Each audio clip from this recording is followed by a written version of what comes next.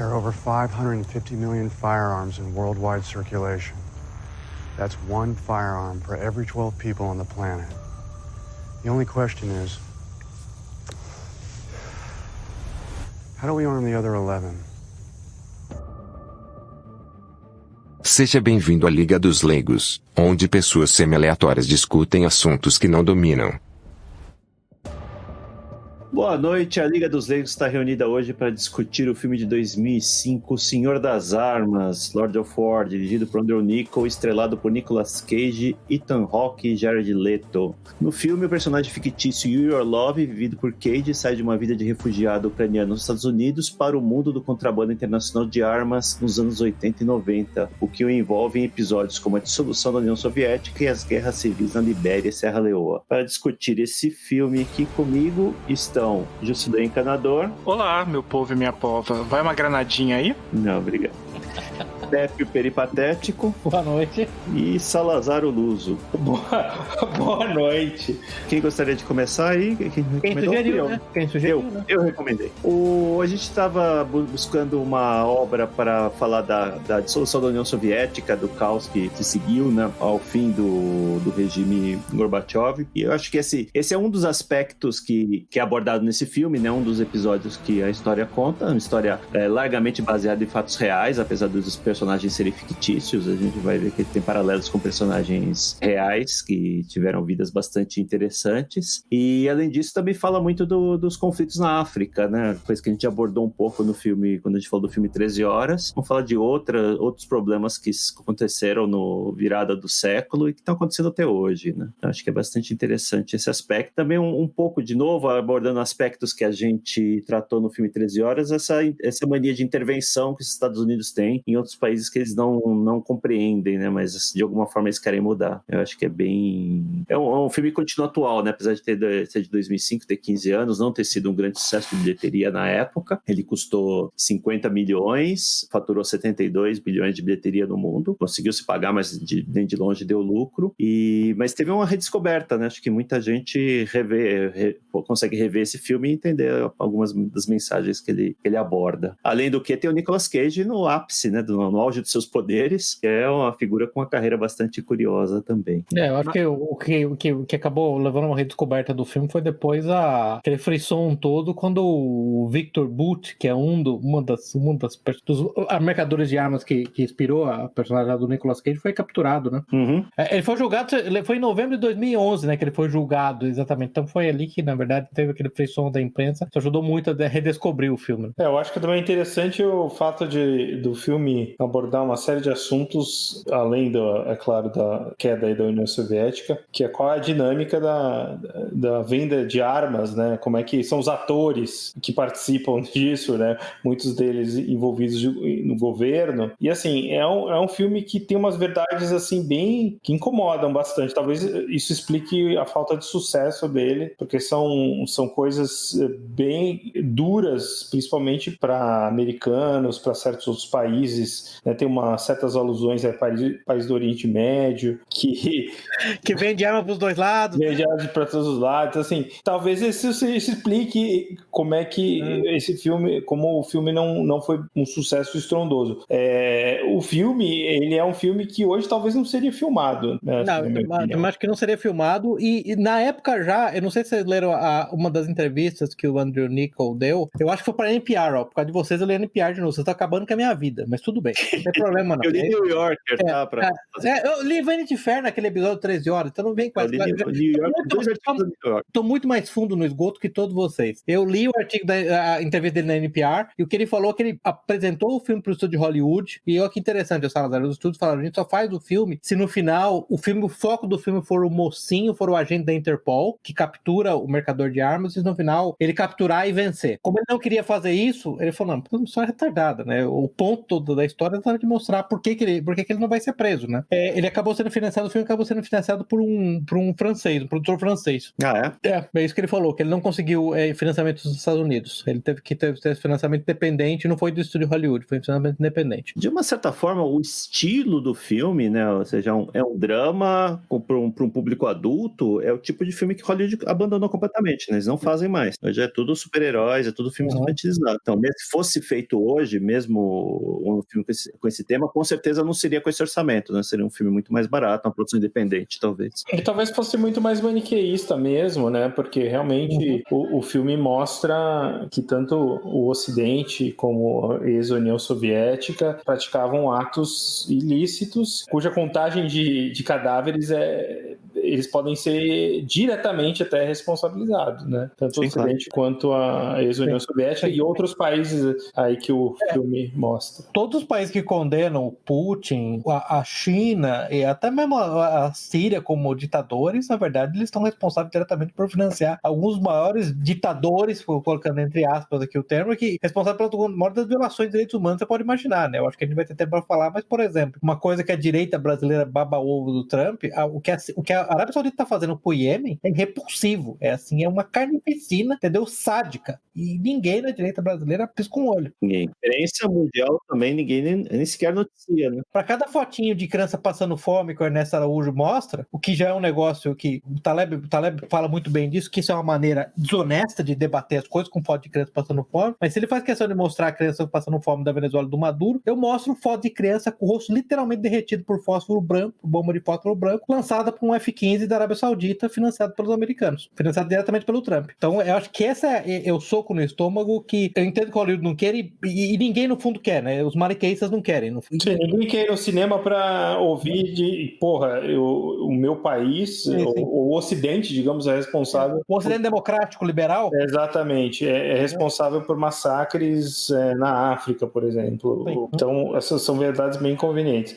Outra coisa que eu acho bem legal do filme é que ele trata de assuntos verídicos através de uma trama inverídica. Isso mostra uma certa honestidade do diretor. É uma coisa que eu prefiro particularmente a um filme que trata fatos, a gente até já discutiu isso em outros episódios, filmes que tratam fatos reais de forma inverídica. Eu acho que é o contrário. Aí o filme trata aí é um filme de ficção, né? Então os personagens são fictícios, o nome do presidente da Libéria ali é fictício, mas é baseado em fatos reais e tem lastro na realidade, apesar de ser ficção. Aqui tem lastro. Tem lastro. É o inverso.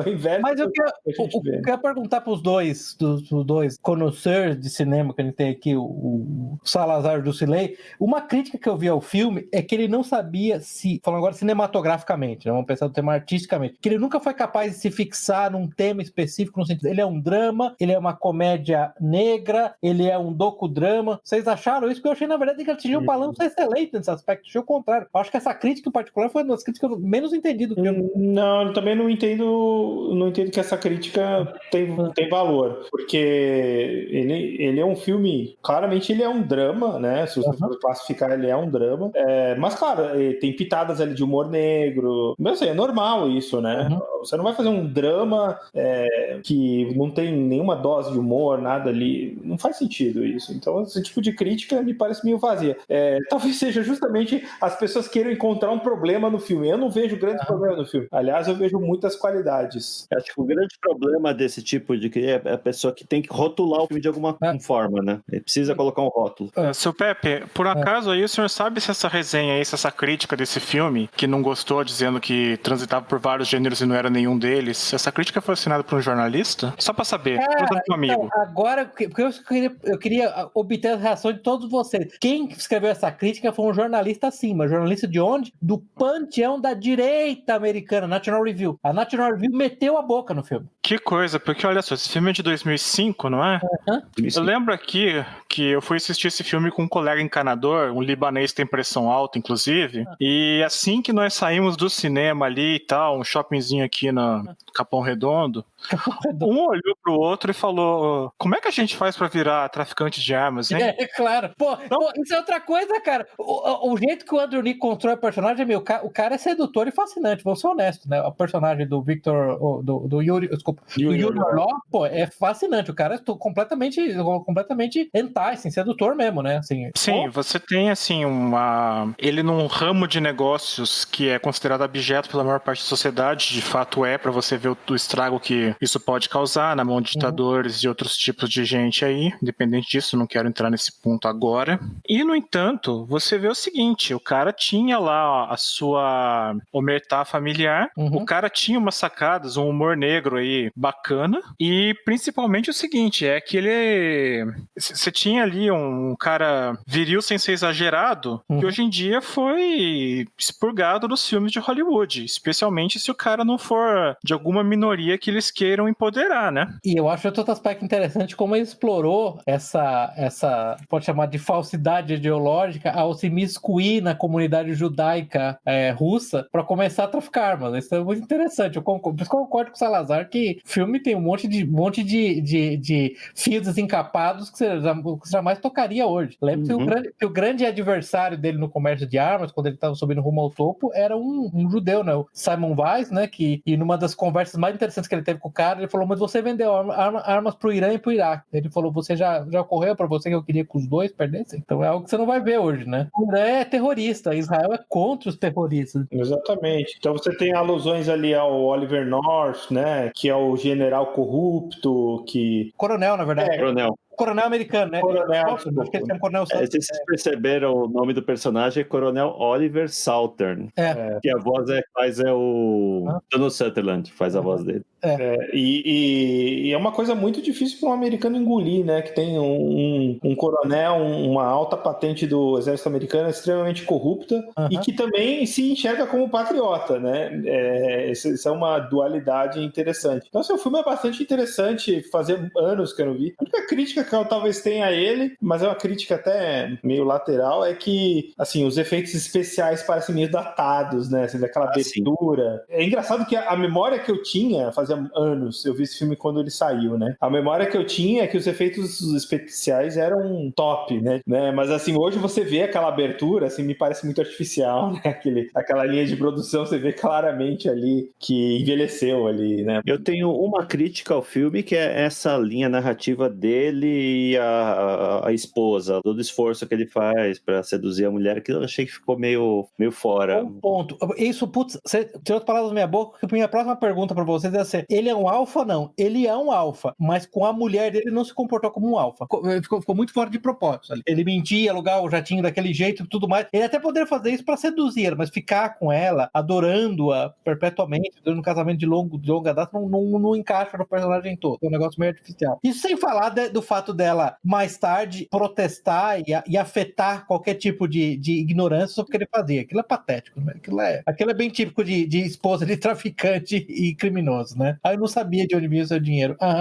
E na hora que o casamento entra em crise também, e que ela vai atrás do que ele faz, descobre, você acaba pensando, cara, isso aqui vai entrar daqueles clichês de redenção de Hollywood, que ela vai largar ele vai atrás dela, não vai conseguir, depois ele vai se encher de cocaína, como ele já estava fazendo no começo do filme, ela vai salvar a vida dele, eles vão ser liberais em alguma outra coisa assim, vão se converter, vão lutar pela floresta ou por qualquer outra coisa, pelo mico-leão dourado, qualquer coisa do tipo, né? Mas felizmente, pelo menos isso não aconteceu de todo, mas realmente é a parte mais fraca do filme, inclusive até pelo tratamento que ele vai dispensando a mulher depois de casado, enchendo ela de presentes caríssimos e tal, que pra mim, cara, na boa, isso aí só desperta mais desconfianças ainda, porque como é que a mulher tem todos esses presentes e o cara nunca fala o que é? É óbvio que tem treta no meio.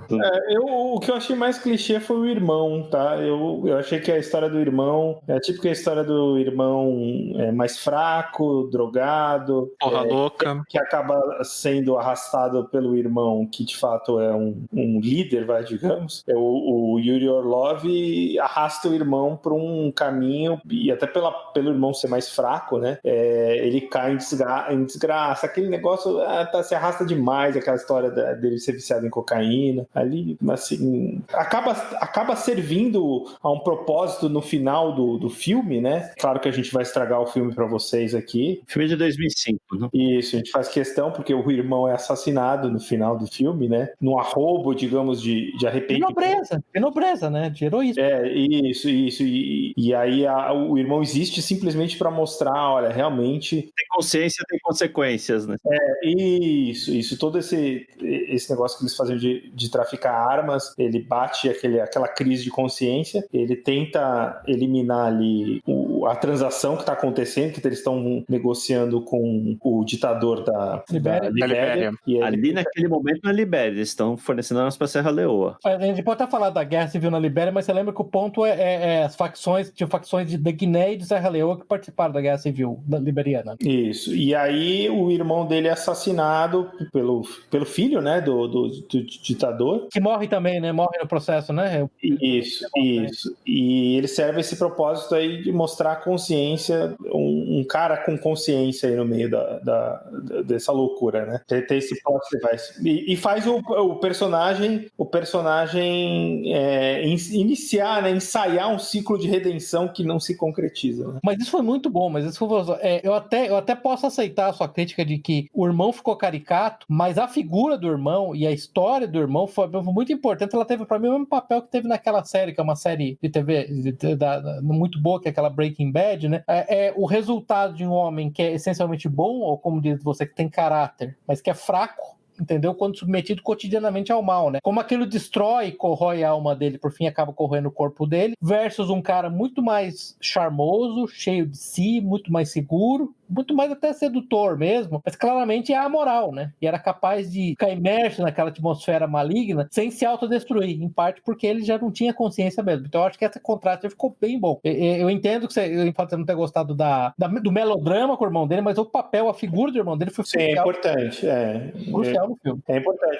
Eu só não gostei que se estendeu demais no melodrama do irmão, né? Cenas no começo, na metade, mas pro final do filme, da decadência não moral do irmão, mas da decadência espiritual do irmão, né? Que ele realmente tem uma crise muito grande, porque ele sabe o que ele fez, né? Tá, assim, na terceira cena você já entendeu, então assim, fica repetitivo. E por outro lado, você vê aquelas autojustificativas do Yuri Orlov, quando ele tá falando, se eu não me engano, é com o agente da Interpol que é atrás dele, lembra que ele fala algo do tipo, os meus produtos matam menos que cigarro e álcool, acho que é um negócio assim que ele fala, né? E os meus produtos vêm com uma trava de segurança. Eu só ponho as armas nas mãos das pessoas. Elas que decidem o que fazer. Se fosse por mim, todo mundo teria arma e ninguém atiraria. Desde que eles continuem comprando, tá bom, né? Ninguém morreria. Então é interessante como ele era capaz de passar esse bálsamo na consciência dele. Então eu acho que não dão o devido crédito a essa dimensão psicológica e moral do filme. Tem que estar lá. O moral, eu queria só destacar que acho que o filme é muito competente em retratar o protagonista como uma pessoa amoral, né? Ele não é um vilão, ele não é um vilão, não é um anti-herói, ele não tá ali em busca, ele simplesmente tá envolvido ali num monte de sujeira, mas ele não se sente responsável por nada. É bem interessante como eles conseguem construir isso. Você sai do filme sem simpatia nenhuma pelo personagem de Nicolas Cage, né? Não é um personagem que você gosta, pô, que bom, né? Que ele saiu, uma certa repulsa, né? A trajetória dele. Mas assim, aquela repulsa do tipo, esse cara é um filho da puta, mas eu sentaria pra tomar um drink com ele. Ele deve ter grandes histórias. Esse pra mim que é o grande ponto. E ele fala durante o filme também, olha, se eu não estivesse fazendo isso, alguém estaria fazendo. Então, a justificativa dele eu sou uma espécie de agente do destino, digamos. Uma peça testa no sistema, né? E você vê também o seguinte, que tem aí a questão do público e do privado nesse mesmo negócio, já que o filme começa cronologicamente no final, em algum ponto dos anos 70, depois da imigração dos pais da Ucrânia para os Estados Unidos, e termina lá por volta do final dos anos 90, salvo engano, quando já é o ditador liberiano inspirado no Charles Taylor. E nesse período, nos anos 80 especificamente, você teve, por exemplo, o caso Irã-Contras, de fornecimento de armas para o Irã, que foi feito por baixo do pano pelos Estados Unidos e não é tocado no filme em momento nenhum. Ah, é? Por exemplo. Sim. O personagem que pivô das Irã-Contras é o Oliver North, o Coronel Oliver North, ele é... Eu acho que é mais aludido do que, né? Sim, então, mas aí é aquela coisa, se você não tá fazendo como pessoa jurídica, você tá fazendo como pessoa física, né? Ele fala no final, inclusive, né, uma das razões de ele não ser preso no final, e é por isso que eu acho que o filme é muito indigesto para maniqueis, né? Ele fala assim, olha, eu faço um trabalho que o governo americano precisa, só que ele não quer aparecer, então ele me usa como um agente para poder colocar essas armas nas mãos de quem eles acham que tem que ter essas armas. Eu não lembro o discurso direito do final do filme. O que ele fala é exatamente isso. Os governos, ele fala o seu chefe, né? Fala pro agente Interpol, o seu chefe, que eu falo o presidente dos Estados Unidos, ele não pode ser visto fornecendo armas para as pessoas para quem ele precisa fornecer arma. Então é aí que eu entro. Que aí vai sentido falar, para quem não lembra, né? No próprio caso, Irã-Contras. Qual que foi o grande ponto do Irã-Contras? Resumidamente, o governo Reagan, né?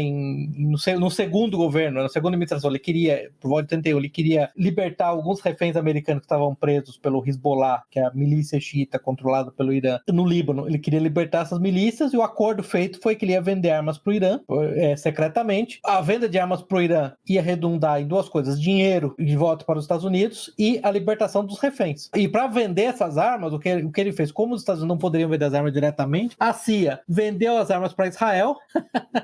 Israel basicamente ficou com as armas mais novas e vendeu as armas mais velhas deles para o Irã, também por baixo dos panos, né? E o dinheiro ia para financiar os contra-revolucionários. Então, aí isso já é maluco bastante, né? Isso já é maluco, e assim, do ponto de vista da Constituição americana, para vocês, prudência e sofisticação, que estão nos ouvindo, liberais de direita, que Constituição, já é completamente inconstitucional. Mas daí, em 85, esse coronel Oliver North teve uma ideia, que é pegar o dinheiro da venda de armas, do dinheiro que o Irã remetia, e financiar os grupos de guerrilha de direita operando na Nicarágua. Esses são os contras. Teve um intervalo de 4 anos entre o início das operações, que a ideia inicial era só libertar os reféns. O dinheiro era meio colateral. E usar esse dinheiro realmente para financiar os contras na Nicarágua, que era um negócio que, se eu me lembro bem, o Congresso americano tinha proibido, tinha aprovado uma emenda, um projeto de lei no qual eles proibiam o financiamento de conta na Nicarágua. Então ele fazia isso também por baixo dos panos, completamente ilegal. E essa é a história toda. É interessante notar que para a CIA, para a parte do governo americano, nessa época, eles eram oficialmente aliados do Iraque. Na guerra Irã-Iraque, eles forneciam armas e inteligência militar e ajuda militar oficial ao Iraque, enquanto eles vendiam para o Irã também.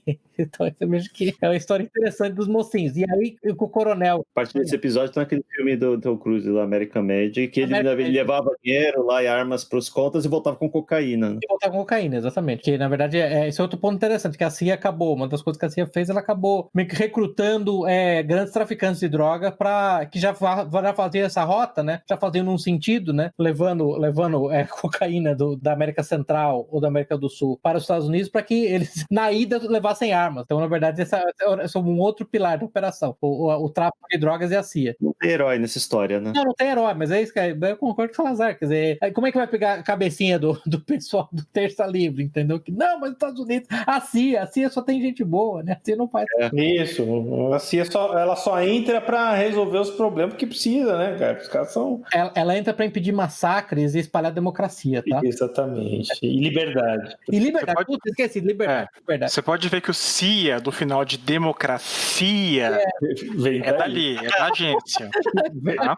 É dali que veio. Estão intrinsecamente ligados e você não pode falar que a CIA não é democrática, tá bom? É isso mesmo, é bem aí. Oh, man, é isso mesmo. Vamos falar do episódio da dissolução da União Soviética, né? Essa é outra parte genial do filme, né? Porque os pais dele fugiram da opressão comunista, basicamente, numa época no qual a Rússia estava, ou a União Soviética estava interessada em... assim, vamos ser honestos, né? O termo correto é que a União Soviética meio que vendeu os judeus pro resto do mundo, né? Basicamente, você pagava um valor para a República Soviética, elas mandavam os judeus embora, né? E como havia uma comunidade judaica enorme disposta a libertar as pessoas, a libertar os judeus em particular, eles começaram a emigrar em massa, né? Outros grupos, né, russos étnicos e cristãos não tiveram essa mesma sorte, mas os judeus tiveram. E foi assim que eles acabaram indo morar nos Estados Unidos. Então, ele foi morar naquela, que é uma região nos Estados Unidos, que é Brighton Beach, né? Que é uma é New Jersey, agora eu não lembro New Jersey. É New Jersey, Brighton Beach, que é basicamente uma colônia de ucranianos. E, obviamente, eles eram anticomunistas por conta disso tudo. O interessante do Yuri Orlov é que a família dele, na verdade, não era judeu. Eles mentiram que eles eram judeus para sair da União Soviética, né? Para conseguir isso. E que interessante que o filme começa a falar de 79, eu acho que ele começa a vender as primeiras armas, né? Aí o filme avança e ele tá vendendo armas, ele começa vendendo armas para gangsters, na verdade, né? Em algum momento ele começa a vender armas para clientes nacionais, mas ele tava vendendo uma quantidade pequena. Você lembra que ele fazia coisa, ele mesmo levava as armas, eram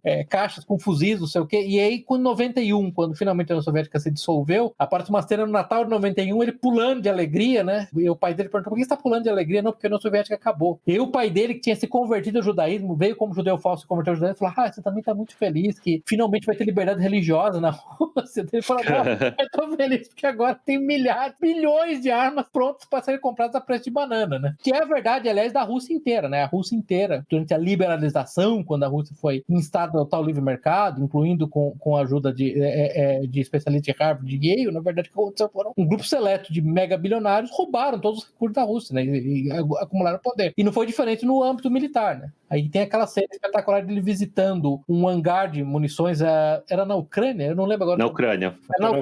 Na Ucrânia. E aquela cena é muito boa porque, assim, aparece... Aí ele tem um tio que é um general, né? O tio dele é um general do exército soviético, né? Do ex-exército soviético. Agora virou exército ucraniano. Ele nem sabia o que era, né? Que é interessante que ele chega lá e ele fala assim: você tem 10 mil Kalashnikov para um batalhão? Quer dizer, quem conhece, um batalhão é alguma coisa entre 500 a 2 mil soldados. 10 mil Kalashnikov para um batalhão já é absurdamente muito. What the fuck, né? Isso que estão fazendo. Aí ele fala: não, isso é muito pouco. Põe que você precisa de mais 40 mil aí. O tio dele fala: você é louco, nós vamos ser pego. Aí tem aquela frase genial. Fala: olha, todo mundo que sabe não se importa. E todo mundo que se importa não sabe. Mete o valor aí que a gente pega. Aquela cena é genial, né? E a partir dali foi que o império dele começou vendendo armas roubadas, vamos ser honestos, eram roubadas do ex-bloco soviético para países africanos, né? Isso foi...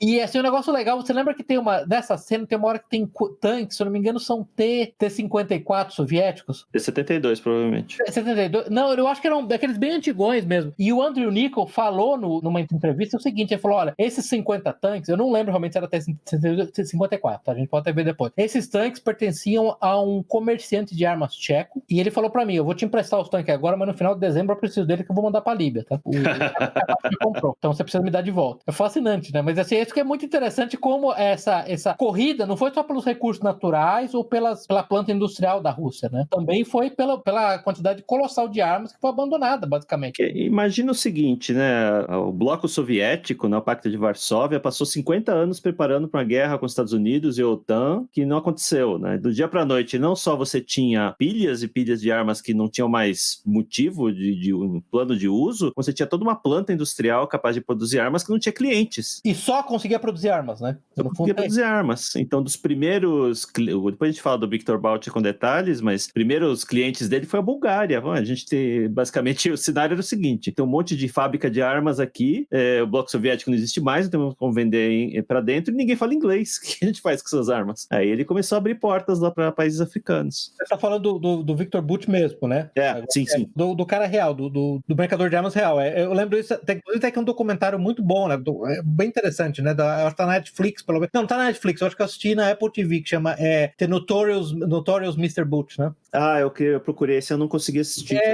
Eu assistia, muito bom o documentário, muito bom, gente. E o que é interessante, você vê que, a exemplo do personagem do Nicolas Cage no filme, o cara, ele era uma espécie de mestre de cerimônia, ele era muito... Todo mundo chamava ele de comendador, ele chegava nas festas, ele era animada, entendeu? Ele animava as festas, ele era simpático com todo mundo, é fascinante. E você vê que o cara, o Victor Bout mesmo, ele começou a vida dele como alugando aviões para transporte de carga na África, basicamente. Sim, carga legítima. Carga legítima, primeiro nas repúblicas soviéticas e depois na África. E até hoje, na verdade, eu vi que tinha um dos caras que interagiu com o Victor Bout, que era um britânico, se eu não me engano, ele era da ONU. Olha, o Brasil o Victor Bout, 95% das cargas dele eram legítimas, 5% era de armas. O ponto dele é que ele escolhia, na verdade, o cliente alugava o avião por hora, ele chegou a falar isso, o próprio Victor Bout falou, olha, o cliente aluga o avião por hora para um destino. Eu não sei o que ele põe lá dentro. Eu não sei, não quero saber. E não tem nenhuma lei internacional que me obrigue a saber. Então, é basicamente isso. Então, é fascinante você ver que, na verdade, é um homem de negócios, né? Tanto a personagem do filme quanto o ser humano real, um homem de negócios que foi se entremeando por essa zona de sombra,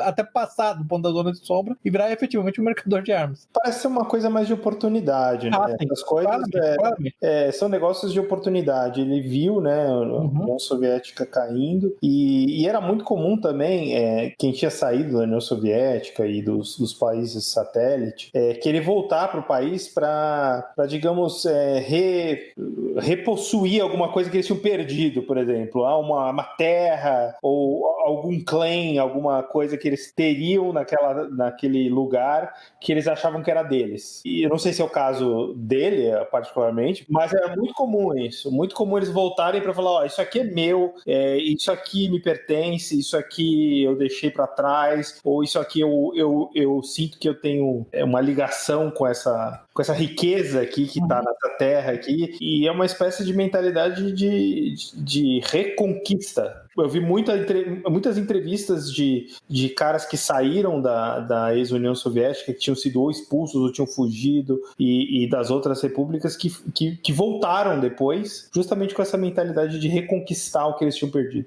O Victor Bout, em particular, o ponto dele quando ele sai, ele na verdade não é nem russo, ele é do Tajiquistão, mas quando ele casou, estava morando, se eu não me engano, em Moscou, em São Petersburgo, quando caiu a União Soviética, ele falou que o problema é que ele começou o negócio de importação porque ele falou, tá passando literalmente fome, né? O processo de dissolução da União Soviética foi traumático, assim, as pessoas não entendem, né? Assim, eu tô tentando lembrar quem que era, eu não lembrei quem era o autor, mas sei aquele livro, eu chamo The Rape of Russia, eu não lembro se é do Jeffrey Goldberg, eu vou colocar nas notas depois, mas é um livro muito bom, exatamente por causa disso, né? Ele mostra a situação, assim, de anomia total, porque, assim, literalmente não tinha comida, não tinha lei, não tinha energia elétrica, não tinha segurança, não tinha nada, né? Assim, o que aconteceu com a Rússia era quase como se a Rússia tivesse perdido a Segunda Guerra, os alemães tivessem ocupado a Rússia no final da Segunda Guerra, teria sido menos caótico do que foi o 91, 92, 93, né? Mas não só isso.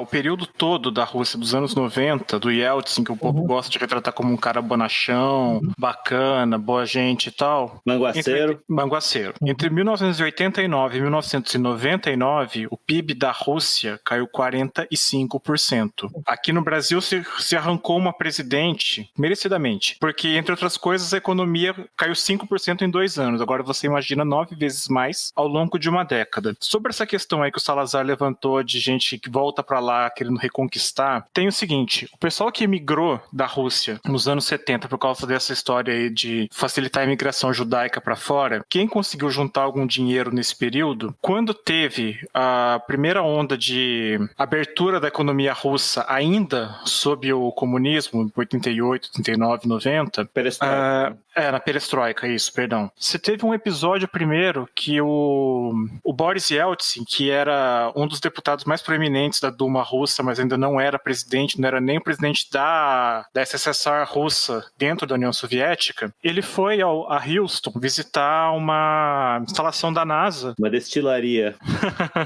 Não, aí na saída ele pediu para a delegação da União Soviética que estava acompanhando ele lá com tradutores, o pessoal da diplomacia soviética que estava estava junto com ele lá, para que ele fosse levado a um supermercado. Chegando no supermercado, ele ficou abismado com a variedade e a quantidade de coisas que tinha disponível por lá. Ele chegou a dizer que nem o Politburo soviético, nem o Gorbachev na época, tinha tanta coisa, tanta comida à disposição. O pessoal do supermercado ainda deu um saco de guloseimas para ele ficou particularmente encantado com alguns sorvetinhos que tinha pronto por lá. E ali dizem que ele foi o voo de Houston para Miami com a mão na cabeça pensando o que a gente fez com a Rússia. E para mim, aquele é o momento em que o comunismo caiu. Não foi o Muro de Berlim alguns meses depois, foi em 89. E voltando ao meu ponto, as famílias que tinham emigrado da Rússia, da União Soviética, melhor dizendo, para outros lugares, naquele período começou a ter, graças à propina, graças a um pouco menos de controle do governo central, muito contrabando de coisas básicas lá, de roupa, de comida, de outras coisas assim. Então quem tinha dinheiro e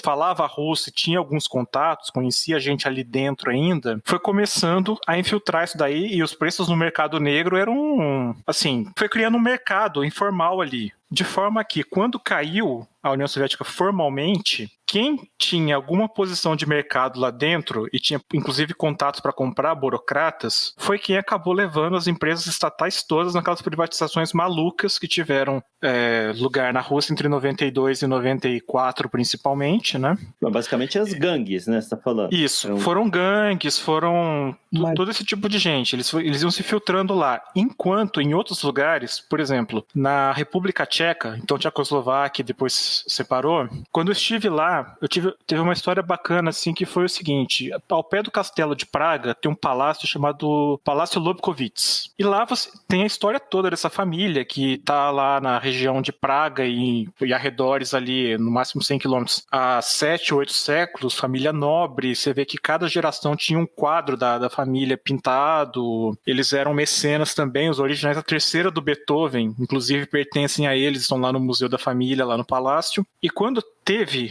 a invasão comunista lá e a Tchecoslováquia virou comunista, evidentemente tudo aquilo saiu do controle da família. Aí depois de 40 e poucos anos, isso foi em 48, 49, quando teve a Revolução de Veludo e a redemocratização, Václav Havel foi eleito presidente e tudo mais, você tinha uma fase de transição ali dentro na Tchecoslováquia, em que o primeiro governo não comunista depois desse período, pegou e falou o seguinte: olha, quem tinha propriedades na Tchecoslováquia até 1949 e não as vendeu e foram estatizadas, a partir de hoje, vocês têm 365 dias para fazer um inventário de tudo que vocês têm aí. Juntem tudo aí, escrituras, comprovações, fotografias, depoimentos e mandem pra gente. O que vocês conseguirem provar que era de vocês em 49, nós vamos devolver e não vamos falar nada. A família, que era uma das famílias mais ricas da Tchecoslováquia, teve um trabalho infernal. Eles tinham várias propriedades, mas conseguiram levar. Não sei como é que ficou isso num grau de gente que tinha menos propriedades lá, mas você não teve muita convulsão social de eventuais injustiças nesse processo. Então foi basicamente o oposto da Rússia louca nesse ponto. Mas isso é o fato também, a própria Polônia, todo mundo fez isso, né? Eu acho que esse ponto que você falou. Teve um podcast recente daquele do Matthew Raphael Jones, para aquele Myth of 20th Century, onde eles estavam falando muito sobre a nova Rússia, e um ponto que ele fez foi exatamente esse ponto aí que você está falando. A Rússia, diferente do resto dos países do leste europeu, ela decidiu fazer uma privatização completamente louca e imediata. Em questão de dias, todas as empresas russas foram divididas com ações e cada cidadão russo recebeu ações da empresa. Quer dizer, o resultado disso foi qual? As ações foram compradas, de cada cidadão individual foram compradas a preço de banana, a centavos do valor real, né? A centavos no rublo, né? A centavos no dólar, se você quiser, porque as pessoas estavam morrendo de fome e não tinham o que fazer. Elas vendiam por causa disso. Elas vendiam para quem? Elas vendiam para, na verdade, oligarcas, muitos deles ligados à máfia, que rapidamente podiam comprar tudo isso, porque eles tinham acesso a reservas do próprio tesouro russo, né? Então foi esse negócio que ninguém mais no leste europeu fez. Acho que esse é o ponto mais importante. A direita brasileira brasileira, que é fanzoca de privatiza tudo, privatiza qualquer coisa que existe, a Rússia fez exatamente isso. E sob a direção das maiores mentes econômicas americanas, né? O Jeffrey Sachs, esqueci o nome daquele outro, mas o Jeffrey Sachs foi Stanley Fischer, né? Todos os grandes... Alex Jones? Não, Alex Jones, tá. Não, então, isso aí foi feito sob a batuta dos maiores mentes econômicas americanas, dos maiores pró-livre mercado americano. O resultado prático disso é que as empresas foram compradas a preço de banana por um grupo mínimo ínfimo de pessoas. Por isso que o termo lá que se usa, que é o estupro da Rússia, the rape of Russia, é perfeitamente válido, é exatamente o que aconteceu, né? Essas empresas todas destruídas, né? Do dia pra noite, concentradas, na verdade, compradas por um centésimo, por um milésimo do valor, né? Mas ninguém mais fez isso. A Polônia, todos os outros, né? Tchecoslováquia, Hungria, ninguém mais embarcou nessa maluquice, né?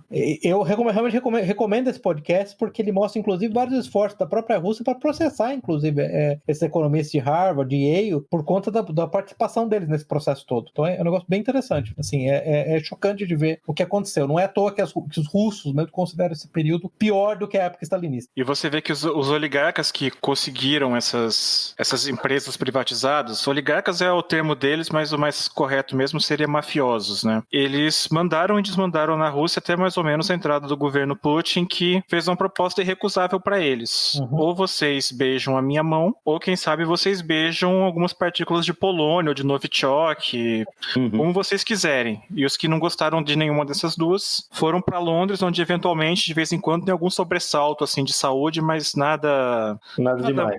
Nada muito importante. A dose de Polônia não é alto o bastante. O interessante é que o próprio Putin chegou ao poder com auxílio de alguns oligarcas, mas claramente você vê que ele estava cinicamente manipulando-os, porque assim que ele chegou ao poder, ele deixou claro que a condição para que eles operassem na Rússia é que eles não desafiariam a autoridade presidencial dele, né? Se não me engano, foi o Khodorkovsky, não foi? Que tentou ser candidato a presidente, lembra? Acho que foi ele, né? O Jusley, que tentou ser candidato a presidente e foi preso, na verdade. Descobriu-se que ele estava envolvido em corrupção, né? Conte-me uma novidade. Sim, mas é interessante que é a maneira do Putin mandar o recado, né? O recado é claro, vocês podem operar aqui dentro de certos limites, mas vocês não podem desafiar o status quo político, né? Porque no fundo, ao contrário do que as pessoas pensam, eu tive essa discussão com o Jusilei outro dia, ao contrário do que a direita brasileira tontamente pensa, o Putin não tem esse controle total absoluto da Rússia que a gente imagina que ele tem. Existem forças poderosíssimas dentro da Rússia contra ele, especialmente forças financeiras, né? De minorias étnicas, inclusive, né, o Salazar? Exato. São umas minorias que... são do barulho, entendeu? São do barulho. Onde eles estão, pronto. Pois é. É uma coincidência. É uma coincidência só, tá? Não, você pega uma coincidência. E vamos falar do personagem, então? Do Victor Bout. Qual é a pronúncia correta do nome dele? Então, no documentário é Bout. No documentário fala Bout. Eu li um artigo que conta a carreira dele lá, Ascensão e Queda. Ele começou realmente como uma empresa de transportes, né? Transportando mercadorias, África, Afeganistão, esses lugares bacanas. Aí numa época lá que o governo afegão estava preocupado com os talibãs, estavam preocupados com o conflito, uma guerra civil, e falaram, você não quer ajudar a gente a trazer armas, não? Foi aí que começou o envolvimento dele. Aí, como eu falei, ele foi lá de alguma forma estabelecer um contato com a Bulgária, nessa época da dissolução da União Soviética. Búlgaros falaram, a gente tem uma indústria de armas aqui, ninguém fala inglês, a gente precisa de alguém a gente exportar. E aí começou a carreira dele. Ele chegou a ter 30 aviões, 300 funcionários, forneceu armas para Angola, para os dois lados da Guerra Civil de Angola. Moçambique, né? Moçambique tá aí também, não tá? Moçambique eu não tenho aqui anotado.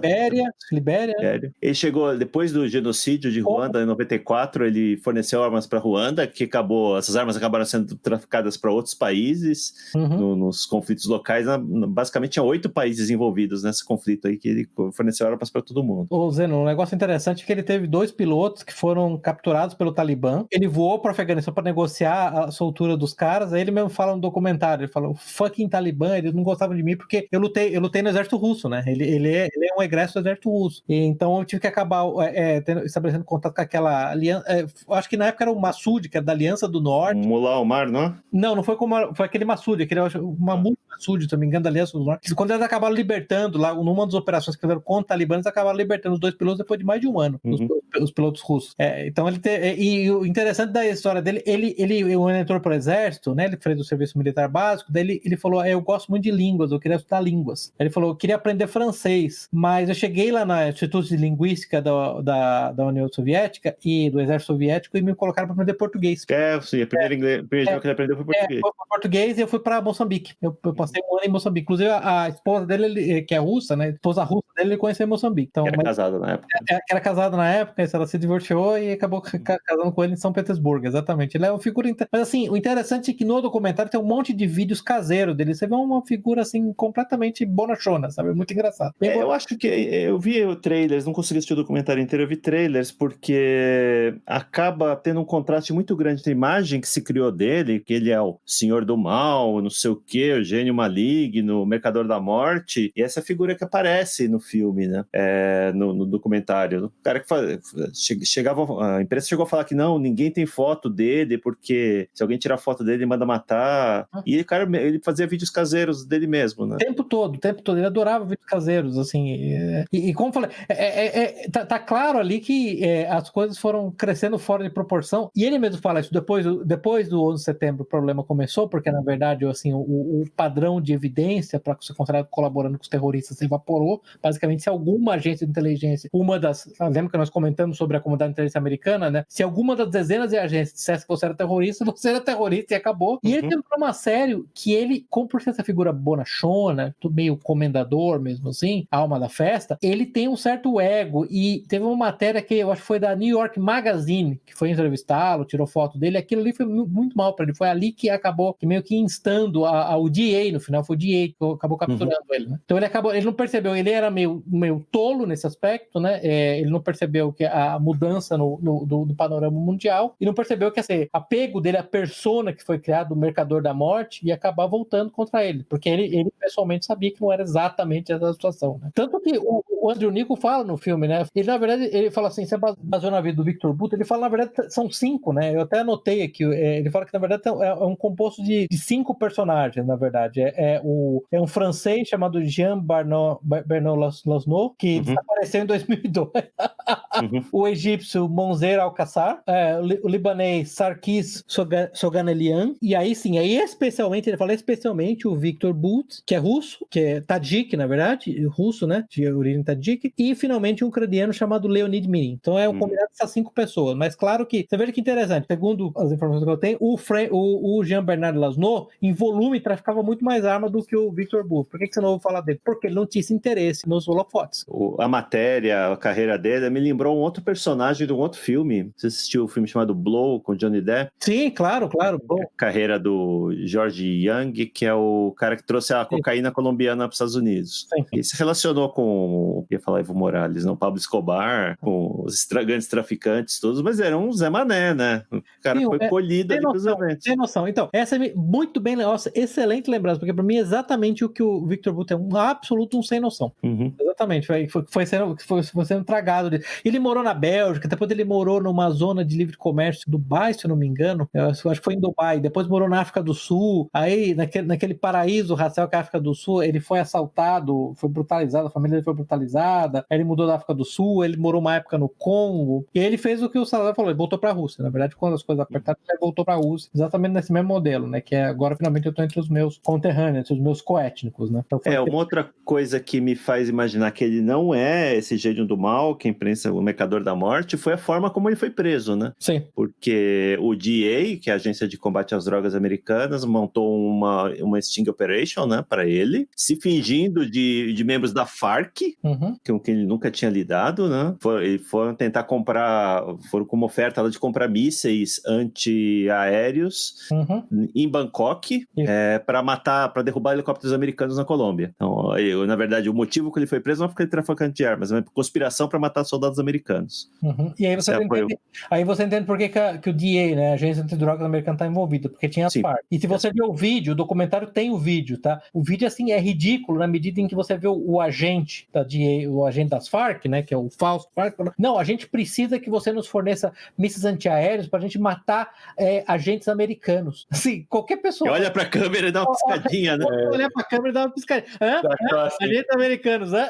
E ele bobalhão, assim, falou, não, cara, tô aqui pra te ajudar, o que você precisa? Ele pegou um papelzinho e começou a anotar, o que você precisa? AK-47, mísseis antiaéreos, começou a anotar, foi aí que ele foi preso. Mas você veja que a operação foi bem artificial mesmo. Quer dizer, eu não sei, todos nós nesse podcast, nós já estamos no estágio de cinismo enorme com as organizações americanas. Então a gente sabe quando você vê hoje em dia essas grandes operações de alto perfil, você sabe que, na verdade, é uma espécie de um jogo de espelho e fumaça. Você vê no caso dele claramente que foi muito bom pro DEA, foi muito bom pra promotoria de Nova York, ele acabou sendo julgado em Nova York, inclusive quem participou do julgamento dele foi aquele promotor amigão do Obama, que é o Preet Bharara, né, que é um vagabundo sem vergonha do caramba, né, um canalinha, uma espécie de carreirista, assim, que faz o Deltan Dallagnol parecer ingênuo perto dele em termos de carreira, né, e que não tinha nada, assim, fundamental ali, se você tirou uma grande quantidade de armas da circulação. Ele já estava afastado, né, ele já estava meio aposentado, não estava movimentando armas, os grandes eventos lá que ele participou já tinha acabado, Guerra Civil Libéria e tudo mais, já tinha acabado e ele não era mais uma figura, mas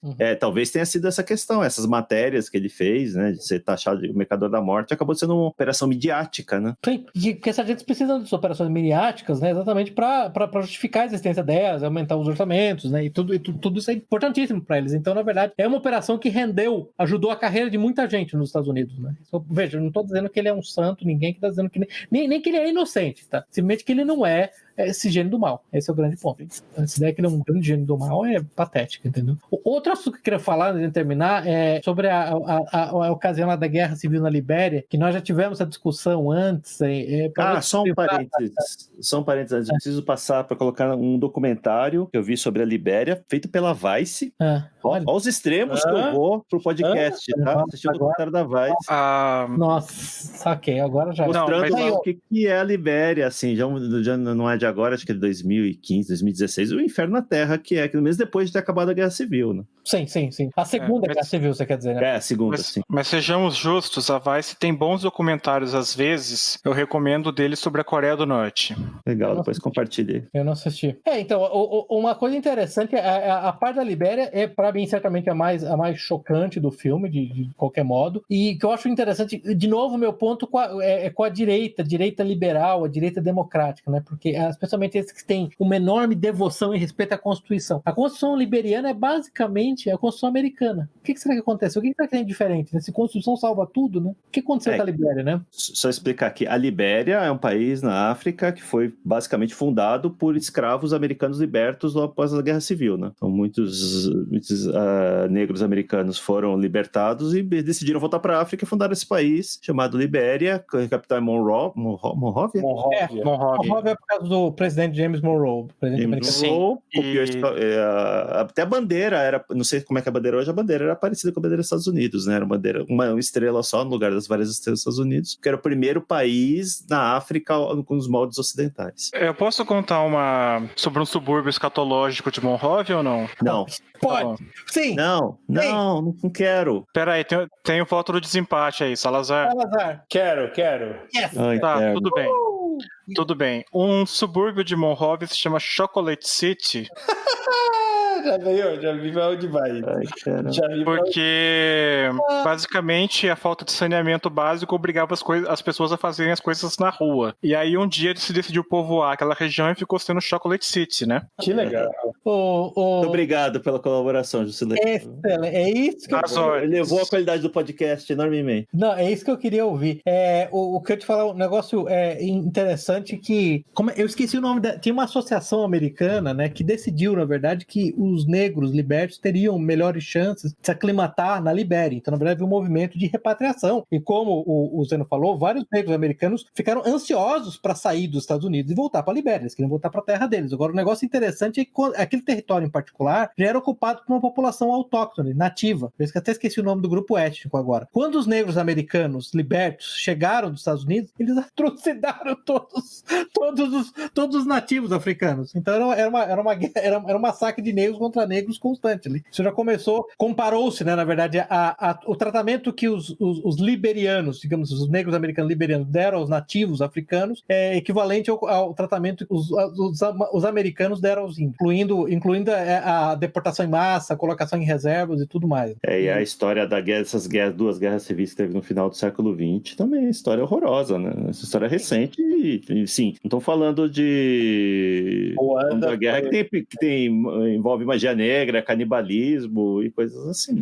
O negócio que sempre me impressionou nessas guerras africanas, elas têm um nível de brutalidade, de sadismo que é bem comum de detectar em outros lugares do mundo. Esse ponto aí que o Zeno está fazendo é um ritual de iniciação típico, que é fazer com que os garotos, sei lá, de 12, 13 anos, quando eles estão prestes a entrar em uma das milícias, o ritual de iniciação é matar os pais, né? Muitas vezes comer a carne dos pais mortos, né? Você lembra de um filme que foi do Netflix, é um independente do Netflix, original do Netflix, chamado Pieces of No Nation. Não lembrando agora qual é a guerra civil que ele cobria no filme, eu não lembro se era Ruanda agora, ou Libéria, ou Congo, mas é um filme que eu recomendo muito, porque é a iniciação desses garotos, né? E tem cenas, assim, chocantes. Por exemplo, é muito comum, esses garotos milicianos, a gente encontrou uma mulher dentro da rua. Não, vai todo mundo fazer gang rape, é claro, evidente, né? Não tem problema nenhum, né? Entendeu? E assim, canibalismo, perfeitamente, né? Exatamente, é comum. Teve um outro filme, eu acho que chama Lágrimas do Sol, que é um filme relativamente ruim com o Bruce Willis, mas eu não lembro agora. Aquele era não lembro se era na Guiné-Bissau, mas assim, era um conflito, mas por exemplo, uma das coisas que se fazia na Guiné-Bissau nessa época, quando uma das milícias invadia uma aldeia da milícia vizinha, quando eles encontravam as mulheres, normalmente as mulheres sofriam estupro coletivo, seguido do quê? Remoção do bico dos seios com facões. Entendeu? Esse é o tipo de conflito que a gente tá falando, entendeu? Quer dizer, você vê isso claramente no filme, no momento no qual ele tá falando com o líder africano lá, com o presidente da Libéria, que é o André Batiste, né? Que eles chamam de André Batiste, na verdade não é o Charles Taylor, né? O personagem real. Na vida real. É o André Batiste. Preso, né? Foi preso, acusado de crimes contra a humanidade. Não sei se você lembra que tem uma hora que tem um guarda do palácio que tá se engraçando com uma moça lá, que provavelmente é uma das... É do harém do presidente. Ele vira conversando com o Yuri Orloff, né? Com o personagem do Nicolas Cage. Ele vira conversando, o cara para, dá um tiro na cabeça do moleque e continua falando com ele, né? Essas garotas de hoje em dia não têm disciplina, eu culpo a MTV por isso, entendeu? E é essa natureza, quer dizer, um conflito assim, a Libéria realmente é a coisa mais próxima do inferno na Terra, e de novo, foi criado dos mesmos modos, eu até chequei de novo, a bandeira é muito parecida com a bandeira dos Estados Unidos, realmente, né? E a Constituição é basicamente a Constituição americana, né? Meu ponto é, há algo mais do que instituições. É esquisito, porque esse comportamento tribal a gente não vê em outros países. Não vê em Zurique, né? Não sei, não vê na Suíça, né? Ali não vê na Bulgária, né? Esse que é o ponto, não vê na Bulgária, não precisa nem muito longe. E os próprios afro-americanos também, não tem isso lá nos Estados Unidos. Estranho, né? Tem outro filme, a gente tá falando de filmes, tem outro filme que retrata esse episódio, que é Diamante de Sangue, né? Excelente filme. Tem alguns filmes sobre a África interessantes, né? O do Idi Amin Dada, eu acho interessante. O Último Rei da Escócia. Muito bom. A Escócia é muito bom.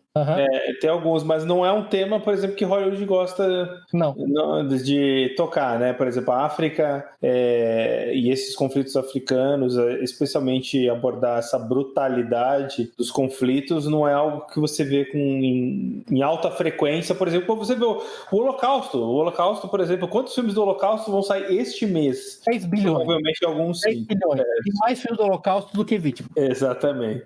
É impressionante. Eu sei. Exatamente. O tema África, ele é sempre visto em Hollywood, geralmente à luz da colonização. Então, assim, sempre tem um viés ali que mostra como ruim foi a colonização e geralmente não se fala muito sobre como essas tribos africanas historicamente se comportam. Lidam umas com as outras, né? Isso, e até antes da colonização, né? Eu gostaria de ver, por exemplo, um filme que abordasse, eu não conheço, por exemplo, alguma coisa pré-colonização, talvez não dê para fazer porque não tem história escrita, né, da África antes da colonização. Mas eu gostaria de ver. Já que a gente sempre cita aqui livros, tem um livro da Ilana Mercer, que é sul-africana, eu acho que o nome do livro é In the Cannibal Spot, a história da África do Sul multirracial, multicultural moderna. E ela trata muito da história da África do Sul pré-colonização branca, né? Na verdade, os principais grupos étnicos negros que chegaram na África do Sul, eles chegaram, muitos deles depois da colonização branca, e o comportamento deles, na verdade, com os africanos, com os bantus, os africanos nativos da África do Sul, era escabroso, assim, a história, inclusive, de um rei, se eu não me engano agora era o Zulu, mas eu vou confirmar, Zé, no qual ele estava interessado, uma vez eu não sei porque ele ficou interessado, ele conheceu uns brancos que ficou interessado em ciência, ele mandou, basicamente, pegarem algumas centenas de mulheres grávidas e abrirem as barrigas dela e remover os bebês para ele estudar, não só porque ele queria ver. Então é coisa desse tipo. É essa maneira no qual eles lidam com eles mesmos, né, para deixar claro. Então acho que o ponto importante que o Salazar está fazendo em todas essas histórias, a agência moral desses povos africanos é removida em favor de influências dos colonizadores brancos. É como se eles não tivessem nenhum tipo de agência moral, nenhum tipo de capacidade de estabelecimento do seu destino e tudo que aconteceu em reação à colonização branca. Inclusive, o que aconteceu antes da colonização branca chegar. Centenas, às vezes milhares de anos da colonização branca chegar. Exato. E assim, a gente não está aqui tentando isentar a colonização de possíveis crimes e as consequências, por exemplo, o filme é bem claro, né? Você armar um monte de africano não é uma boa ideia. Eu acho que ficou bem claro isso. E não é isso, a crítica não é essa, mas é justamente a crítica de tentar remover a responsabilidade, que é uma responsabilidade no mínimo compartilhada entre brancos e as tribos africanas, né? Mas injustiça, o filme não faz isso, né? O filme praticamente não menciona a colonização branca, né? Eu estou enganado. Não, mas existe um subtexto para mim que mostra o agente branco, digamos, que é o Yuri, no caso, enchendo os caras de armas e os caras se comportando daquela forma errada. Naquela cena final ali, talvez eu esteja experienciando aquela cena final, que ele tá lá entregando 2 caminhões de fuzis lá pros milicianos. Se ele não tivesse fechado o negócio, se ele tivesse destruído as armas, se ele não tivesse aparecido lá, esses milicianos todos iam dar meia volta, não, né? Eles continuam se matando. Se não tem o fuzil que ele sobe, se matou com o facão. Com machete, como foi em Ruanda, né? 300 mil mortos, basicamente a base de machete. Já tem um embargo de armas e ninguém vai vender armas para ele. Então, ele se mata com machete, né? Sim, que era uma prática comum na Guerra Civil de Serra Leoa, cortar o braço das vítimas, né? Se dava o trabalho de matar, cortavam o braço. Que, aliás, mesmo chocante no filme, né? Onde um menino com o braço cortado, lembra que... Sim, crianças. Uma criança, bom, pergunta pro outro, ele é branco, pergunta pra ele deve saber. Então o cara pergunta, meu braço vai crescer de novo? Aquela cena Nossa Senhora. Pelo amor, né? Pode ser aquilo chocante demais, caramba. Só para posicionar no tempo aqui, eu acho que a última colônia europeia deixar de existir na África foi nos anos 70, né? Que foi Moçambique ou Angola. Angola foi uma das últimas, foi uma das... Por aí, né? Quase praticamente 50 anos já de ausência de colônias. Praticamente 2 gerações e... 2 gerações e são 50 anos de conflitos constantes, né? Puxar pela mente aí, você vai lembrar de meia dúzia de grandes guerras. Tem Ruanda, tem Libéria, Somália, Etiópia, Sudão, Darfur. Sudão, sim. A Líbia, que a gente falou lá no episódio do 13 Horas, são constantes conflitos, né? Impressionante. Eu lembro uma vez um documentário, não um documentário, aquele Anthony Bourdain, lembra aquele chefe que saía pelo mundo fazendo viagens, né? Sim. Ele foi até o Congo, eu lembro que ele estava conversando com um bibliotecário que estava, velho, já tinha 80 anos, um negócio assim. Estava conversando com ele sobre o Congo, não sei o que, o cara, e ele ficou chocadíssimo porque o cara falou, na época dos belgas era melhor. Os belgas que é considerado um regime especialmente brutal, né? Sim, ele falou era melhor. O Leopoldo da Bélgica é considerado um monstro sádico, massacrou a população do Congo na época que a Bélgica governava, ela tinha colônia ali, né? Sim, e teve até um período da Bélgica aí que é engraçado, de certa forma, irônico, melhor dizendo, que a Congo belga, durante um tempo, não era considerado um território da Bélgica, mas um território particular do rei da Bélgica. Um estatuto bem esquisito, para dizer o mínimo, né? Eu acho que, assim, ainda que o objetivo aqui não é o whitewash, não é, como é que é, o termo passapano, especialmente para o território belga durante o rei Leopoldo, mas após ele, na verdade, no período anterior à independência da Bélgica, do Congo belga, na verdade, o território estava sendo muito bem administrado, né? Na verdade, esses massacres que realmente ocorreram no começo do século XX, mas por volta do meio do século XX, quando o processo de descolonização começou, o território era muito, muito bem administrado. Esse é o fato, né? Eu lembro um outro documentário interessante sobre a África do Sul, e a mesma coisa, entrevistando alguns sul-africanos, né, negros, e uma das mulheres falando, olha, na época do apartheid era melhor, sabe por quê? Porque tinha energia elétrica, porque tinha esgoto, as coisas funcionavam. Hoje em dia eu tenho que manter a minha casa iluminada com velas, umas velas de um material lá que eu não lembro qual era, que ela falou, meus filhos ficam doentes de tirar esses vapores. Daqui 10, 15 anos vai ter epidemia de fome lá, né? Porque estão matando todos os fazendeiros. Então, aí falar do excelente documentário da excelente Lauren Southern, como documentarista, é isso que eu quero dizer, evidentemente, obviamente, nenhuma referência à pessoa dela, entendeu? Que chama Farmlands, que é sobre o genocídio de sul-africanos, de fazendeiros brancos sul-africanos na África do Sul. Que é um documentário que eu realmente recomendo que você tenha estômago muito forte para assistir, tá? Porque não foi no Zimbábue que eles estavam comemorando a volta dos fazendeiros? Foi no Zimbábue? Eu não sei onde que eu vi. Sim, no próprio. Onde teve epidemia de fome, né? No Zimbábue. Sim. Assim, para dar só uma noção básica do que está acontecendo hoje na África do Sul, o número de fazendeiros mortos já é maior que o número de negros mortos durante o apartheid, basicamente. Pelas definições da ONU de genocídio, eles já teriam sido classificados como um grupo em genocídio, né? E as mortes são daqueles tipos. A mulher é estuprada e tem os olhos furados, o filho dela, o filhinho pequeno dela, eles enchem a banheira de água fervente e jogam o menino dentro da água fervente. É coisa desse tipo, tá? Então, assim, de novo, essa brutalidade negra em crimes contra brancos é um negócio que sempre me deixou atônito de ver o nível de brutalidade assim que você não consegue entender, entendeu? Os nazistas não eram brutais, os nazistas eram assassinos eficientes, mas eles nunca foram sádicos e brutais desse jeito. É um negócio difícil até de entender. Tem um livro, eu vou lembrar o nome do autor agora, que chama The White Girl Bled a Lot, é um repórter policial americano que escreve sobre a violência de criminosos negros contra brancos, e mesmo nos Estados Unidos esse padrão, tá, para voltar ao ponto do Salazar, que esse padrão de brutalidade e sadismo nos assassinatos repete em crimes de brancos contra negros dentro dos Estados Unidos, tá? Não sei se você lembra, nós chegamos a falar no livro do Mencius Moldbug. Você lembra que ele falou de um caso, de um cara que entrou, estuprou uma mulher, lembra disso, o Salazar? É um negro, né, que estuprou uma branca, e depois jogou ácido no rosto dela, furou os olhos dela com uma faca. Você lembra que ele fez um monte de coisa? Esse é o padrão, assim, que é impressionante. Eles fazem isso entre eles, e quando eles têm que ventilar o ódio, o ressentimento racial, eles fazem, parece que isso é duplicado ou quadruplicado no jeito que eles tratam os brancos. Então é interessante isso, pelo menos você vê essa brutalidade no filme, voltando ao filme, a Libéria, em particular, as cenas da Libéria são algumas das mais chocantes. Muito bom, sempre terminando o podcast com uma mensagem de otimismo e alegria, né?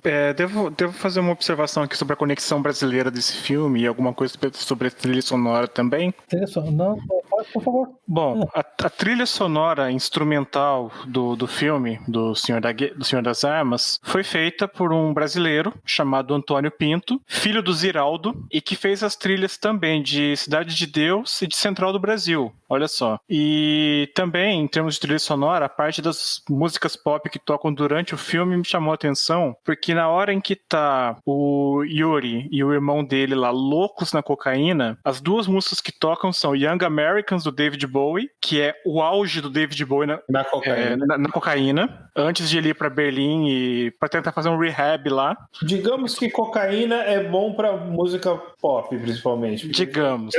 Grandes clássicos foram compostos nessas fases, né? Então, acho que foi a melhor fase do David Bowie, uma das melhores. Sim, e Young Americans particularmente é soul, é o Bowie achando que é negro, com coral de estilo Motown atrás, é bem bacana. E Lavigne Rose, da Grace Jones, também disco music, que era um movimento musical regado a pó, do começo ao fim. E mais pro final do filme, tem uma cena em que o Yuri tá com a esposa dele, eles estão dando uns amassos ao som de uma música extremamente deprê, que é Glory Box, do Portishead, que eu pensei, cara, por que eles estão dando um amasso ao som dessa música? Coisa bizarra. E mais pro final também, uma outra música, assim, que era até uma música bonita, mas que virou tanto clichê que eu não aguento mais escutar, que é Hallelujah, do Leonard Cohen, mas na versão do Jeff Buckley, que é bem deprê, e foi até a versão mais conhecida, se eu não me engano, porque Jeff Buckley morreu pouco tempo depois que gravou o disco, e a música ficou famosa, tocou em tudo que é lugar, e em todos esses programas de calouros, tipo The Voice, X Factor, aí, americanos, ingleses, eles têm que tocar essa música, eu não aguento mais. É quando ela descobre o container dele, onde ele guarda as armas, Sim, sim. Que é uma música muito interessante, até a composição do Leonard Cohen, né? Eu particularmente gosto dele, assim, apesar de ele ser um cantor meio maldito, assim, é um cara meio eu não vou dizer submundo, porque eu não acho, mas acho que ele canta sobre coisas, assim, bem temas malditos, digamos assim. Sim, eu também sou fã do Leonard Cohen, mas em termos de Hallelujah, a banalização dessa música virou um negócio que me deixa com o pé atrás quanto a ela, mas a obra dele, sem dúvida, é fantástica. Eu gosto bastante do Leonard Cohen. Ele morreu, né, o Leonard Cohen, né? Ele morreu uma semana antes da eleição do Trump e um amigo de esquerda disse que isso aí era um presságio. Ah, pode ser. Porque você sabe, Trump e Jair são responsáveis por basicamente qualquer coisa. Das girafas da Amazônia até a morte do Leonard Cohen é tudo culpa deles. Sim, tô vendo aqui, 2016. Mais um detalhe também que é Agora fala um pouco sobre das inacuracidades da... É uma obra de ficção, né? Da obra, não né? nenhuma de ser... A Interpol, né? O papel da Interpol não prende ninguém, né? Assim, então, muita gente tem essa ideia de que a Interpol é a polícia do mundo, assim, né? Que não é verdade isso. A personagem do Ethan Hawke lá como agente da Interpol, como é Jack Valentine, até um loser, né? Aquele discursinho dele contra as armas, né? Você está colocando armas nas mãos de pessoas para se matarem. De novo, as pessoas não têm agência moral, né? Elas são debilóides, se você colocar armas nas mãos delas, vão se matar, é isso. Acho que esse tipo de discurso não é o mesmo discurso das drogas. Você tem um sistema que tem a produção e você tem o consumidor. Você atacar o distribuidor, outro vai vir e vai suprir essa demanda, né? No caso das drogas especificamente, você tem que todo mundo trata o consumidor de drogas como se fosse uma vítima. Sem agência moral, sim. Sim, e você prende o El Chapo, mata o Pablo Escobar, derruba o cartel de não sei das quantas, o outro vai surgir e vai suprir a demanda. Enquanto os Estados Unidos lá estiverem consumindo droga que nem louco, literalmente, né? Vai continuar aparecendo vetores aí pra levar a droga pra dentro, não tem jeito. Mesma coisa o consumo de armas, né? Outra coisa é o casting do Nicolas Cage como ucraniano, assim. Não tem nada a ver, assim, mas o Nicolas Cage é um fenômeno, né, de Hollywood, porque já fez tanto papel maluco, assim, que... Ô Salazar, se o filme fosse refilmado hoje, assumindo que ele pudesse ser feito, quem que faria o papel do Nicolas Cage? O Idris Elba, como ucraniano? Poxa, pode ser o Idris Elba, ucraniano. Esse filme é o fim da fase boa do Nicolas Cage, né? Que nos anos 90 inventaram que ele era herói de ação, né? Herói de filmes de ação, fez vários filmes lá, Conair. Aquela rocha, né? A Rocha, tal. São filmes totalmente bizarros pro tipo físico dele. Depois desse filme, acho que ele entrou numa fase meio bizarra, né? Entrou meio em decadência. Parece que ele tá retornando agora, tem uns filmes bons, mas fez aquele Wicker Man, né? Uns filmes bem ruins. E nos anos 90 foi escalado pra fazer o Superman, né? Nossa, que bizarro. Seria o ápice da bizarrice ele como super-homem, né? Ah, sim. Chegou a fazer teste e tudo mais, a produção chegou a avançar um pouco. Ele é sobrinho do Coppola, né? Acho que ele é sobrinho do Coppola. Explica muito, né? Ele aparecer assim de repente nesses papéis. Não, ele começou como fazendo uns filmes alternativos, né? Arizona Nunca Mais, Feitiço da Lua, assim, mais adequados pro perfil dele. Sim. O começo da carreira dele pra mim faz mais sentido do que depois. Mas essa fase aí reinventaram ele como herói de ação e tava como astro dramático, né? E o Ethan Hawke elogia pra caramba a atuação dele nesse filme, né? Diz que ele é um super ator. Tem um depoimento dele. Eu vou falar que, assim, dado que ele realmente não tem cara de ucraniano, não tem o sotaque dele, né? Tipo, é uma coisa bem esquisita, né? Quando ele fala russo, até pra eu que não falo uma palavra de russo, sou esquisito. Eu acho que a atuação dele não é ruim, não. Sinceramente, não é o pior ator do mundo. Ele é meio caricato, né? Ele é meio bem caricato, o Nicolas Cage. Ele exagera, né? Ele é super fã de quadrinhos, né? O nome artístico dele, Cage, é por causa do personagem Luke Cage. Ah, é? Eu não sabia. Eu não sabia disso. Caramba, pelo amor. Por isso que ele queria fazer o Super-Homem e acabou fazendo o Motoqueiro Fantasma, né? Que é outro filme da fase ruim dele. 2 filmes, né? Cara, eu não sabia disso, que o Cage era do Luke Cage. O filho, acho que o filho, não sei quantos filhos ele tem, um dos filhos dele chama Kal-El, nome de registro. Que loucura. Get the hell out of here. É Kal-El Sete. Coppola Cage o nome dele, eu vi aqui. Kal-El Achou? Coppola Cage. Tem 14 anos. Aí, ó. É verdade. Nossa, que loucura. Bom, a última coisa que aparece no filme, acho que só para terminar mesmo, é quando eles falam dos maiores exportadores de armas. Vocês lembram dessa? Sim, China, Estados Sim. Unidos, Não, Estados Unidos primeiro, né? Eu só tava Estados Unidos, o governo- China, que são os... Sim. Rússia e Reino Unido. Não, eu só tava olhando, na verdade, é só para dar uma ideia, né? Os Estados Unidos são 12 bilhões de dólares, né? Eu acho que eu tenho números aqui de 2016, mas são 2016 12 bilhões de dólares. A Rússia 6, que a Rússia teve uma queda tremenda. Aí logo depois a França com 2 bilhões. Aí depois é a Grã-Bretanha com 1,2, desculpa, a Alemanha com 1,6, Grã-Bretanha com 1,2, Israel com 1,2. E a China? Calma, Holanda com 1,17 e a China com 1,13. Caramba, achei que a China estivesse mais à frente. Não, e os maiores importadores, na verdade, interessante, é a Arábia Saudita. Agora, recentemente, a Arábia Saudita o acordo da Arábia Saudita com os Estados Unidos são de 100 bilhões de dólares ao longo de vários anos, mas, por exemplo, em 2016 foram 4 bilhões de dólares, seguido pela Índia, com 3 bilhões de dólares. O Brasil chegou a ser exportador de armas, né, nos anos 70, 80.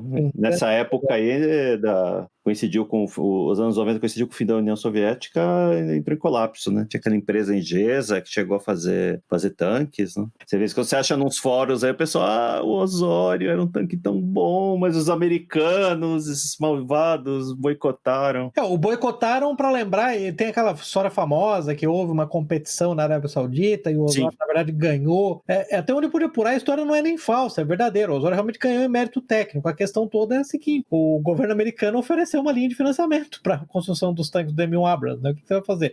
O Osório, basicamente, você tinha 2 unidades e eles estavam esperando dinheiro para conseguir produzir mais, né? Os americanos podiam entregar centenas na primeira semana, né?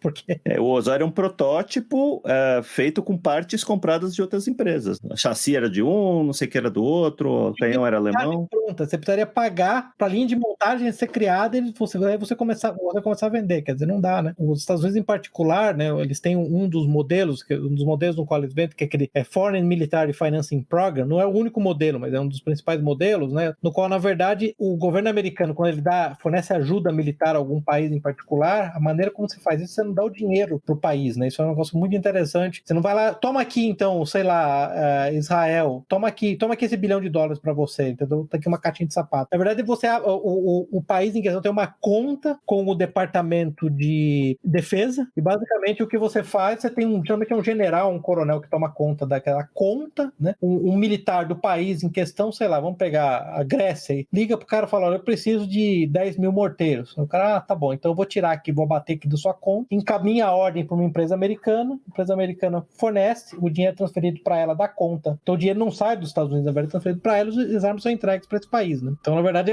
a crítica, digamos, libertária quanto aos, especialmente essa modalidade que são esses FMFP, né? Foreign Military Financing Program, que na verdade é uma operação praticamente de bolsa, de cota para as empresas americanas, né? Que elas têm venda cativa, né? Esse que é o grande ponto. Não é o único modo, tem outro que é aquele Foreign Military Sales, na verdade o governo, o Departamento de Defesa intermedia a venda, na verdade ele intermediário entre a empresa e o país estrangeiro que está comprando, mas o dinheiro vem do país estrangeiro. Mas em qualquer um desses modos é interessante que a intervenção do governo é contínua e constante, né? Mesmo quando você vai fazer um negócio chamado Direct Commercial Sales, né? No qual o Departamento de Defesa não se envolve, você pode ir lá, o governo contratou a empresa para vender. Ainda assim, o Departamento de Estado controla isso. O Departamento de Estado é intermediário. Por que eu tô falando tudo isso? Para dizer por que você precisa de alguém como o Yuri Orlov. Porque quando você quer vender, quando o Irã está em guerra com o Iraque, você está apoiando o Irã, você quer vender armas apoiando o Iraque, quer vender armas pro Irã, você não pode fazer a não ser através de um cara como o Yuri Orlov, né? Você é governo, né? O que você vai fazer? Ou quando você quer derrubar um governo, né? Quando você quer derrubar um governo, como é que você vai fornecer armas pros rebeldes? Exatamente. A oposição ao Assad era basicamente o quê? Al-Qaeda e ISIS, né? Quem fornecia arma para Al-Qaeda e ISIS? O governo americano, como através desses mecanismos aí, não diretamente. Ele não vendia arma pros caras, vendia armas para comerciantes de armas que vendiam para eles, né? Que vendiam para a oposição. Então, por isso a necessidade de alguém como ele aí, que é prescindível, não tem o que fazer. Isso nunca vai e prendeu o Vitor Bolt lá não vai resolver nada. Outro vai surgir pra preencher o vazio. Sim, nesse caso, assim, a única coisa que você pode dizer é um problema pra Rússia, né? No último caso, né? Ele era basicamente o intermediário da Rússia. Então, você tá prendendo, é um golpe na Rússia, mas não é um golpe na injustiça universal, né? De armas ilegais. Excelente. Encerrando aqui então, pessoal. Vou me despedindo aqui. Zeno Estoico, boa noite. Pepe. Boa noite. Salazar. Boa noite. E Jusilei. Até mais. Se precisarem de morteiros ou armas, liguem pra mim. Meu telefone é 190. Boa noite a todos. Até a próxima. Boa noite. You know who's going to inherit the earth? Arms dealers. Because everyone else is too busy killing each other. That's the secret to survival. Never go to war. Especially with yourself.